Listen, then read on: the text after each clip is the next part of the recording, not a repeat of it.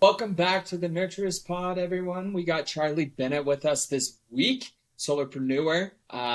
Talks a lot about quitting your 9 to 5 and how to do that. Super stoked to have you here, man. And yeah, let's go ahead and dive into it. How's the day treating you so Absolutely. far? I know it's like 4 in the afternoon there right now. Yes, good. It's not too bad at all. It's rainy today in the UK, unfortunately, so which doesn't make much of a change. But Yeah, gotta make the best of it, right? Gotta make the best of it. very nice, man. And you also mentioned it's a bank holiday, but we're out here grinding today. Is that right? Absolutely, absolutely. It's never a day off in an I entrepreneur's love it. life, unfortunately. Even when I want to, I Fortunately, can't help. unfortunately. Yeah, Exactly. No, for sure, yeah. man. My brain's always on. My brain's always on. You're right. You can't help it. No, that's No. awesome, man. So yeah, no, we're super stoked to have you here. How are things with Social Climb going? That's your agency, is that correct? It is, yeah, yeah, very good actually. I Okay. mean, I started in January, and it's picked up quickly. I'm very happy with where I'm going. It's yeah, excited for the future, shall we say? But I've sort of reached capacity for now, which is a Yeah. nice place to be, but also a odd place to be, having sort of only been doing it for a short space of time. But yeah, can't complain. Not going to complain. Gotcha. Well, that's awesome. How many Yeah. different clients are you working with currently?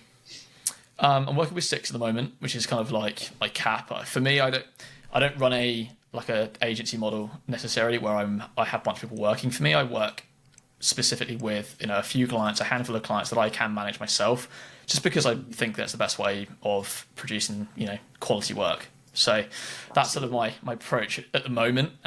We'll see whether that changes in the future, but yeah, it's certainly grown fast, and I think Twitter still offers an amazing opportunity for people, especially ghostwriters at the moment. Absolutely, man. I couldn't agree more. I know we came in touch, I think it was at the end of last year, if I'm not mistaken, when we first started chatting. And no, it's Yeah, been crazy to see your growth over the course of the last couple of months, especially since the beginning of the year, man. Yeah, I think it's awesome what you're doing.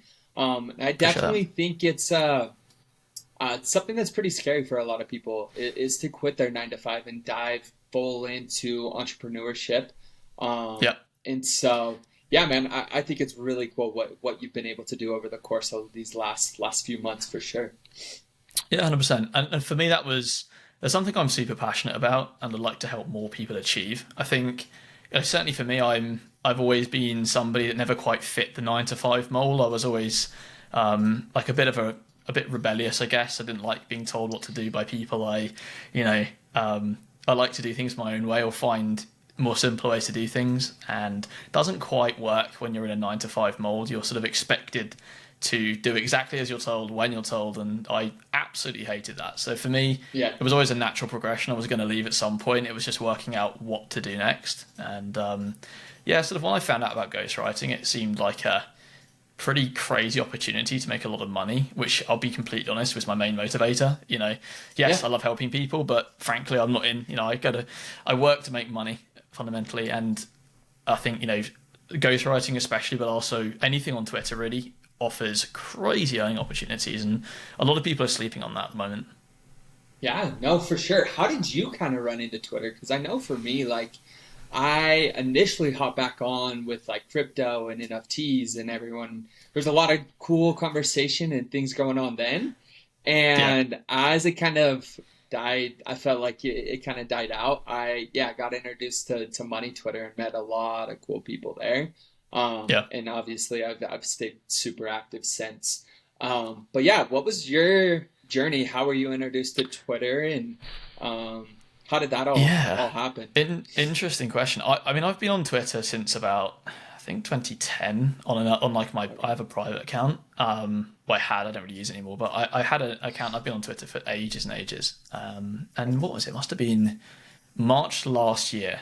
A friend of mine was working as a freelance copywriter, and I found it very interesting. That marketing, like words, selling with words, it's effectively what I did in my last job. I worked in sales in recruitment, which a lot of it is, cold calling and working selling on the phone. But I found the most success from really good cold emails and just building strong relationships with people. So for me, I looked at copywriting as an opportunity to make either a bit more money on the side, or as a way of completely replacing my 9 to 5 and going all in. And at the time, I wasn't really in the right place to do so. Obviously, we were just coming out of COVID, and it was still a little bit up in the air. So I didn't sort of do it back then. But I started a Twitter account, like a separate one, with the intention of, I guess, learning from people in sort of the copywriting marketing niche. And that's kind of how I got introduced to it, really. I remember seeing some tweets from J.K. Molina.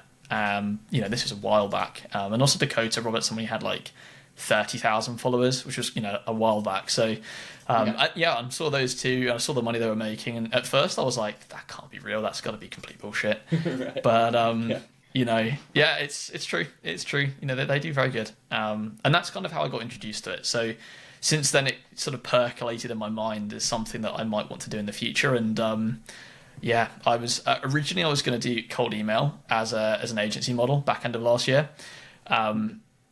and I realised that I just didn't want to do that. I used to ping back and forth different ideas all the time, which is great when you're trying to think of things, but terrible when you're trying to actually commit to actioning one of them. I just got to a point where I was like, I need to focus on something, and ghostwriting, growth kind of seemed like the logical thing for me. It's different to what I was doing before, but also similar in a lot of ways. I made the decision, jumped head first in, and didn't look back really. I love it. When did that transition happen? How long have you been at full-time ghostwriting for? I quit my job in back end of November last year. Had 5 weeks of garden leave, which was nice, and picked my first client up the day I resigned. So I got very lucky. It's amazing. Yeah. So that's super cool. Since sort of end of November, start of December, I've been full time and really sort of kicking on, and I guess in full client acquisition growth mode since the start of January. Okay, cool. So you're 7 to 5 months into this thing, yeah? Pretty much, yeah. Pretty much. Okay. Yeah. Also there's like 6 months, 6 months ish, I guess, but give or take. Yeah. I don't know. I tried to count the other day and I couldn't work it out. No. I tried. That's all good, man. Yeah. No, that's awesome, man. Well, super cool. Like I said, super, super happy to have you here. And definitely have a lot of questions that I want to ask you, man. Just diving into more of your high school, like what you thought you were going to be doing. It sounded like you obviously were working a 9 to 5. And then diving into kind of what that looked like for you, making that full transition. So kicking it back to young Charlie back in high school. What would you consider yourself? Were you a jock? Were you more of like the nerdy kid? Like, how would you describe yourself in high school?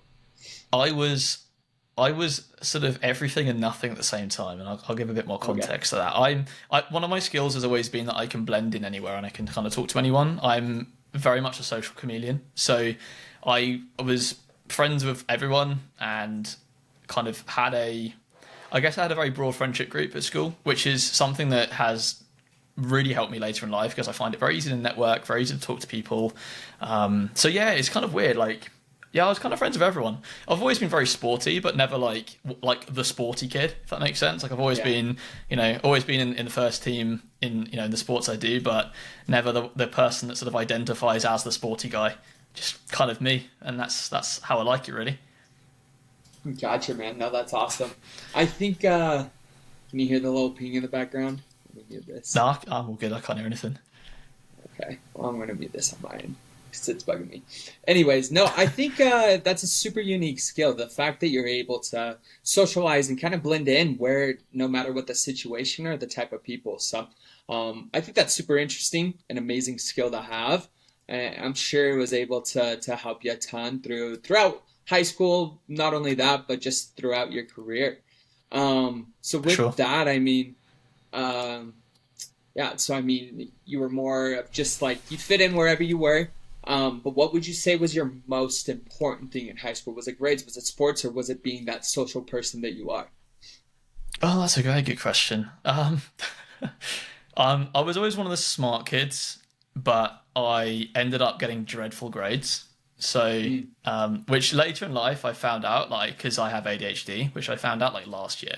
So, which made a lot of sense when I was at school. I was always the one that was, This sounds super arrogant, but I was always smart, but yeah, always underperformed at school, which was kind of weird. What was most important? That's a really tricky question, actually. I mean, I loved Call of Duty. That was the most important thing for me. Like, Yeah. Call of Duty, Modern Warfare 2 was my absolute jam for like 3 years. So it's probably the right answer. I didn't really have much. Like, I've never been a career-driven person. I've never been somebody that was wanted to do something specifically.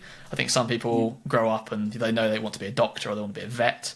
For me, it was never that. I was always in the back of my head thinking I'll start my own business. So for me, kind of grades are important, and I guess I enjoyed learning, but I found it hard and slightly, well, I found it boring learning the stuff you have to do at school. I found it very interesting learning things that were irrelevant to school, but certainly have helped me out later in life. I guess that's how I Gotcha, summarize for it. sure. Yeah, Yeah. yeah, No, that's it's interesting because I think there's definitely a difference between being like school smart or book smart and street smart, right? Which it sounds like you were definitely street smart, right? Like you had a lot of intelligence, but when it came to actually like grades and performance and everything, like you said, there's some things that just they're not interesting. It's things that you don't want to learn about, right? And you'd much rather 100%. spend your time learning things that you're interested in. And so I couldn't agree more. I was a pretty similar in that way. I think yeah, there's a lot of things like I always found like history super interesting, and English it was fine. Math I was like I could care less about this. Like I don't know. I was definitely more for me at least. I was more interested in the social aspect of high school and everything else. And so yeah, Yeah, man, I couldn't agree more. Being able to dive into things that you actually care about and want to learn, I think yeah. it makes you that much more driven to actually go and learn and develop those skills than if you're forced to learn something that you could care less about. So, 100%. super, And the thing for me is, yeah, like where I've, I couldn't give a shit about Pythagoras, for example, or anything like yeah, that. I don't care about, I find that completely pointless. It's irrelevant to me. Whereas if I had something I want to learn, like ghostwriting, for example, or how to start, how to grow a Twitter account, I can learn that very quickly because I can just absorb information like nobody else. My brain's a sponge. I can literally just immerse myself in stuff and it'll sort of absorb in there and slowly find its way to the surface. So I can learn very effectively when it's something I'm interested in. It's just if I'm bored and I don't find it interesting, then it's impossible. So yeah, yeah, no, not 100%, ideal, man. but it worked for the right things. So what can I say? For sure, man. No, that's awesome. So you kind of mentioned it. You said in the back of your mind, like you always thought that you would start your own business. Initially, though, coming out of high school, like where did you expect yourself to be in 5 years? Like, did you always have that in your mind? That's what you knew you were gonna do, or did you? You mentioned that you got into sales. Tell me a little bit more about that. Yeah, so there's quite a bit in between that actually. So Okay. I left secondary school and then like in the UK it's slightly different. We have secondary school, which is like what you call high school, and then we have Mm, sixth form, which is kind of like your last 2 years. Then you go into university, what you guys would call college. So okay. um I went to I went to a sixth form in the UK and I dropped out on my first year. I ended up doing like biology, economics, law, and graphic design, I think, of all things. And I was absolutely bombed out of that. I got dreadful grades. I didn't enjoy it. I went to somewhere that I knew nobody, which probably didn't help. So, and Yeah. everybody else knew everyone. So it was a bit like, it was tricky to kind of make friends. So I went there and I dropped out. And then I kind of floated about for about half a year, not really doing much.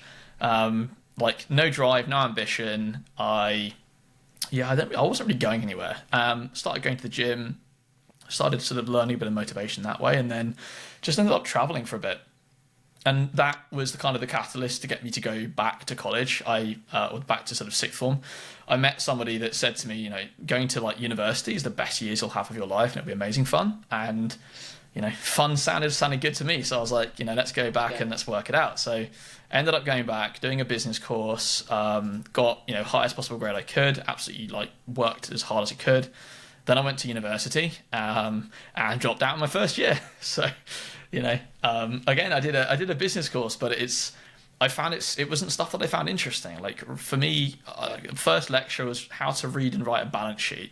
Like for me, it's, yeah, it's kind of important, but if I'm running a business, I've got an accountant doing that for me. So I was like, I need to learn. I want to learn actual skills that are going to benefit me in the long run. I didn't see that as one of them, so I dropped out, and out of sort of necessity, basically, I needed to pay my rent. I went and worked as an estate agent, or like a realtor, as you guys would call it. So did that for a couple of years, then ended up moving back home with my girlfriend. We both came from similar areas. We met when we were both at university. So yeah, moved back and got into sales. I was working recruitment for a US corporate, like big Fortune 500 recruitment company, which was, both scary, but also a really great way of learning skills. And although obviously, I left, and at the end I was very happy to leave, I don't look back on my time in sales with any regret, because it's taught me so much, and so many skills. It really gave me tons of confidence, brought me out my shell. And I guess as somebody who's done that 9 to 5 transition into sort of working for myself, like I wouldn't have been able to do that had I not had these jobs and had the confidence to back myself. For me, a career was never something I cared about. I never wanted to go up the corporate ladder. I never wanted to work for anybody else. Like my dad's an entrepreneur, so I've been brought up around that. He has his own business. I've always, it's all I've ever known, and I remember even being younger, the advice he gave me was, if you want to get rich, the only way to like truly get rich is to work for yourself. So I kind of always had that in the back of my head of, I need to go and work for myself and start my own company if I want to make some real money. And yeah. Just kind of happened. It was the right time. My girlfriend and I worked hard, and we've got a house, and we worked out financially we could do it. So we thought, let's take a shot and see if we can make it work. And thankfully it's panned out so far. No, that's amazing, dude. I think that's so interesting that I didn't realize that your dad was also an entrepreneur. I think that has so much of an effect on you. Just because I know for myself, so my dad, he's been a banker, and that's what he's done for the last 20, 30 years of his life. And so just like having that type of influence or influential person in your life who's like, hey man, if you want to be successful, you want to make any good money, you got to start your own business, you got to work for yourself. I think that's huge, just having that support. So, and 100%. Jumping back a little bit more into sales, I think it's the best job in the world. There's so many different aspects that can translate into different areas of business later on in life if you want to start your own business. But I think first off, having those skills necessary to be able to communicate effectively, have those tough conversations, and be able to negotiate, like those different factors translate so well into any other aspect in life. Just being a good communicator overall. And I think that's something that you can definitely learn super well in sales. So man, I think it's super cool. Just your path and kind of where it's led you to today. That's awesome. Yeah, 100%. Yeah, 100%. For sure. Well, cool, man. I guess that kind of answers my next question is, what did other people expect of you coming out of high school? Because I know there's a lot of just expectations, right? Like whether it's from friends, from family. People kind of just expect you to go about the norm and go to university and finish your degree and get this, dive into your career and kind of just progress from there. But tell me a little bit more about that. And maybe there weren't as many expectations for you maybe as for others, but yeah, I'd love to hear just a little bit more of what that was like for you. I think you kind of hit the nail on the head there, really. There wasn't really much of an expectation of me going into a career necessarily. I mean, my dad didn't go to university and he's done very well for himself, so it was never like a defined path I had to go to. I was the first of, neither of my parents went to university.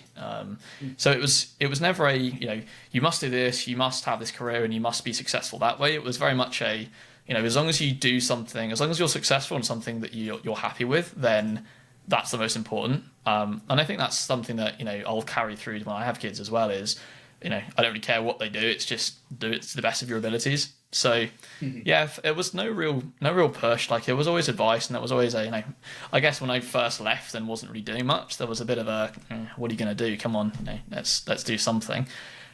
which Yeah. I needed. I needed a bit of a kick, but no real push either way. It was very much down to me to kind of work things out, and I was encouraged to pursue a path that I was happy with and do something I enjoyed, and it was definitely been something that's helped me because just the skills I've picked up doing random things. People often forget how translatable skills are, and even from Yeah. playing video games, learning about economies and stuff. Like I used to play World of Warcraft for hours and hours every day. Absolutely loved it. I was never a RuneScape person, but I loved World of Warcraft. I learned more about business from World of Warcraft than I did in it from my degree, and that's not a platitude. That's not me making it. That's genuinely, I learned more from selling stuff in Warcraft than I did from my degree. And That's it's crazy. funny because you can take these lessons and you can then sort of transpose them into different parts of your life, and it's surprising how relevant they are. But yeah, Mhm. I think a lot of people are often pushed down a path that doesn't suit them or doesn't fit them just because their parents did it, or it runs in the family and they feel like obliged to. Whereas quite often they're better off suited doing something different. So I'm very much a believer in kind of don't judge people like solely on their school life or what they did at university. It's kind of like looking at a group of people and asking I guess sort of asking everyone to do the same things every time. It's like judging a fish by its ability to climb a tree. It doesn't really make sense at the Yeah. end of the day. See Right. what people individually are good at and push them for that. Yeah, if that makes sense. Absolutely. I spoke quite a lot of rubbish there, but it kind of made sense in my head. No, it makes perfect sense, dude. Like, obviously, I think first off, if you're not good at something, like, obviously, you're not gonna want to pursue that certain thing, right? So Yeah, yeah, for if you're a sure. fish, you're not gonna want to go climb that tree, but you're gonna want to go swim because you're good at it, right? So I think relating that back to someone who is trying to figure out what they want to do, I think it's super important to be able to go out and test so many different things in different avenues, Yeah, to see what they're good at, see what they excel at, and then once you find that thing, being able to run with it and make it your passion, and turn it into a business. So yeah. no, I think that's great. And sorry, you can go. Yeah, it's also the ability to kind of chop and change doing different things. Like for me, ghostwriting is not my end goal. I'm not going to be doing ghostwriting in 5 years' time, and that's just the truth of it. Realistically, my career and whatever I do next will keep evolving as I go, and I think people really need to let go of this linear path in life. I think nothing is truly linear. Whether it's you can think you're going to go up the corporate ladder, but then you get made redundant or you get fired and you have to start again. It's like Mhm. life is never going to be truly linear, so why would you expect it to be? So for me, it's like, I will learn things in the next couple of years that I'm sure will take me in different directions. And I think certainly for me, it's about taking opportunities at the right time and just having faith that you can execute on it. Just seeing what happens, really. Sometimes you Yeah, just kind of got to run with it and see what happens. That's the fun part of it. It's never quite knowing what's going to absolutely. happen next. Yeah, no, I couldn't agree more. I think that's the fun part definitely about entrepreneurship is being able to kind of pivot as you need. Like you said, the ghostwriting is not the end goal. There's going to be other things that come up or things that interest you more. That Sure. definitely could be a bigger opportunity. And so why not run with it, test it out? If it works, great. No, you always got ghostwriting, right?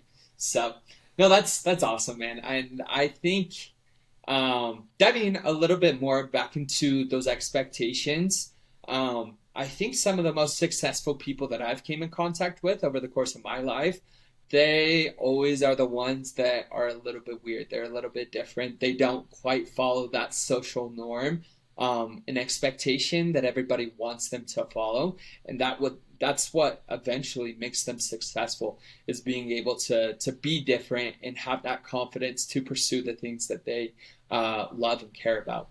Because I Sure. think Yeah. that's been the biggest thing for me, man. It's just like I know obviously there's a lot of friends and family who don't um, really agree sometimes with what I'm doing or the path that I decided to take. But it's being able to not really care necessarily about those outsiders' opinions and doing what makes you happy. and doing what you're successful at. So, Yeah. no, I think that's super huge, especially in your case where maybe you didn't have as many expectations. Is being able to have that type of freedom to run with what you're passionate about for sure. Yeah. So I'm just curious now, what would kind of be your advice for someone who has a lot of different expectations and is trying to break out of that social norm? What piece of advice would you give that specific person? Yeah, that's a tricky one. I think honestly the thing that's helped me the most is I just like my mindset. You know, I've always known I'd be successful. And that's kept me going through everything. Even when I failed at university, even when I dropped out of sixth form, it was I knew I'd be successful, and it was a like ingrained in my head. And that's probably from my parents. To be fair, you know, it was always a you know you'll do well, you'll do well, and it's I think honestly the best thing you can invest in is working on your mindset and just having blind faith in yourself. And as you say, people aren't always going to agree with what you do, and that's fine because it doesn't really matter. The thing I've learned the most is don't take advice from people that are behind you or not where you want to be. You know, if you're asking for Yes. advice on how to become an entrepreneur from somebody who's never done it, like why would you take their advice? If you're asking advice on how to become a millionaire from someone who's never owned, never had more than 10,000, like why would you bother asking? They have no idea. They can have an opinion and it doesn't make it a correct opinion. So Right. I guess, yeah, I guess to just summarize that into a line, like stop caring what people think of you, stop caring and just do what you think is right, and have faith that you can fulfill what you think you can do. You know, if you truly believe that you'll be successful, like nothing will stop you because you'll never stop trying to be successful. And that's an amazing platitude. I should tweet that, but you know, it's true. Yeah, At the end of the day, it's true. it is. It's bang on. Yeah. Yeah, No, I can that's sort agree of how more, I'd man. summarize it. Just Yeah. keep going. Stop listening. Stop You worrying got about other to. people's opinions. No one cares. No one cares. No No one one cares. cares. Yeah, No one cares absolutely, about man. anybody else. You'll always care about yourself more than anyone will ever care about you, apart from like family and loved ones. But like certainly Right. your friends or strangers on the internet, like someone says to me, what I'm doing is silly. I don't care. I don't care if their opinion. So why would it matter? Right. To be Right. frank, No. like, No, man. I agree. You have to have that mindset if you want to create something. No, dude. I think that's great, and yeah, hopefully it resonates with some other people who maybe have some hesitancy towards starting their own things. So, no, that's great, yeah. man. Also got to do Um, it at the right time. Yeah. Sorry, yeah, let's like, go back on that. Like if you want to, if you're trying to like leave and do your own thing, like it does also come down to timing. I don't. I'm not a like I don't think people should just quit their jobs with no plan. I think that's a super risky thing to do. Like although I'm very confident taking risks, that I'm still kind of risk averse in a lot of ways. I make sure that everything I do has a very high likelihood of panning out. And I'm currently like 3 for 0 on in risky decisions. They've all panned out because I've made sure they pan out because I put the groundwork in ahead of time. So if you're thinking of quitting your job and want to do something online, like that's fine, but just make sure you have either backup option or something you can fall back on, because quitting with absolutely no plan is completely moronic and will only backfire on you. So that's kind of that's a caveat that slightly further. right. No, taking calculated risks. Like you can't just be dumb 100%. about it for sure. You have to know that whatever it is that you're diving into, that you have a high success rate, or you're going to be able to be successful. So, now super important. Can't forget that aspect definitely, because if you do, you could get yourself in a lot of trouble. So, no, I 100%. love it, man. And I guess kind of last question on my agenda is taking it back to high school, kind of all the experiences going through university, etc.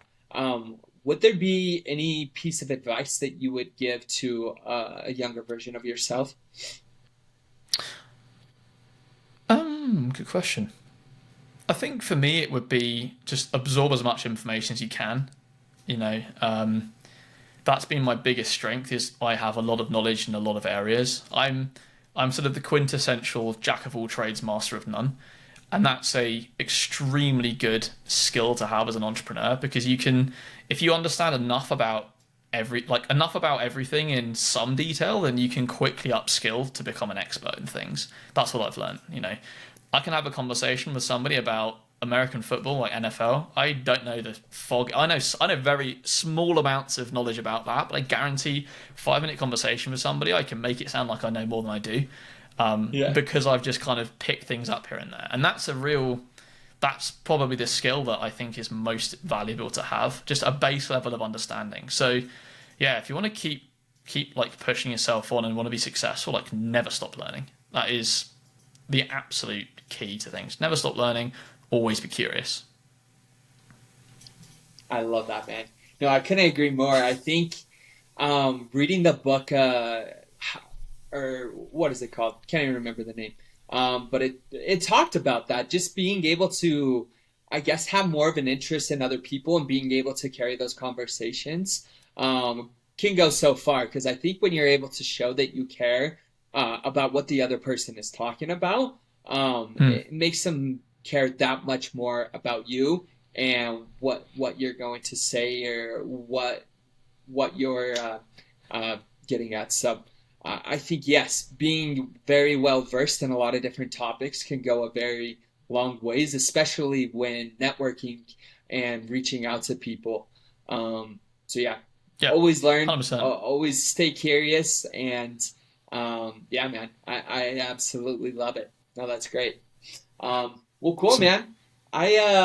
Yeah, I don't have any other questions for you, but it's been great to chat it up. Yeah, And if absolutely, you man. ever visiting the States, man, let me know. We'll have to catch up sometime. For sure, yeah. Hit the slopes or something. There we go. Do you ski much? Yeah, I've skied before. I used to ski quite a lot in France and Italy, but haven't been for a few Okay. years. Been very busy, but no, I do Yeah. love skiing. I'm okay. I can get down a black Yeah. run without killing myself, so that's a positive. That is Not quite definitely a sure about the positive. American double black diamonds though. I think I might end up with a broken leg or neck or something worse. There, We'll find out. there's definitely Bomb it and there's some see. sketchy runs here for sure. Exactly. Just bomb it and we'll see what happens. Just But no, pray. man, See what it's happens when I get to the right. bottom. No, absolutely. No, dude, it's a good time. You'll have to hit me up for sure. But I appreciate your time, 100%. man, and have a good rest of Yeah, your any day. man, any man. Take care.